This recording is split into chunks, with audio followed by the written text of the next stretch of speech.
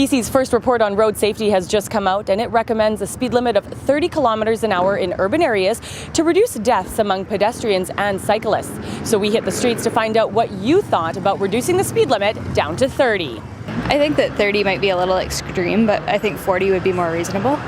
When they changed our speeds from 50 to 40 k's in suburban areas, it was very upsetting to a lot of people. I think that's a reasonable speed, just because there's a lot of people crossing the road here and a lot of children, kids, and especially in the summer.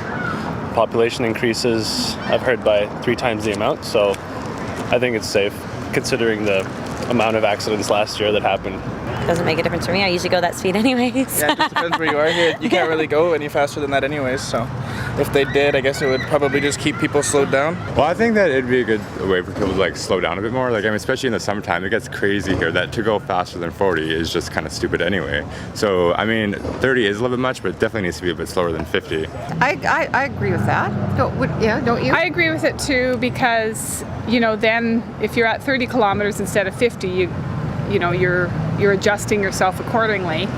And so many accidents happen where people hit pedestrians, and we definitely need that, with a lot of people thinking they can speed and tail people and stuff like that, for sure. Yeah, a lot of people speed, and now people just get dinged with higher penalties. I feel like people are already kind of going a bit slower when there's pedestrians around, but then if it's evening, there's not a lot of people around, then you got to go 30, right? I don't know, I wouldn't be happy with that. I do not like it. I think 30 is a little low.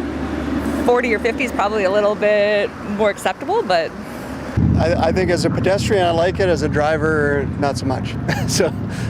But the street, we don't live here, but the streets around here are quite short distance, so I don't know if it would make a really big difference, because people are most of the time, especially during the high season, driving slowly anyway. So.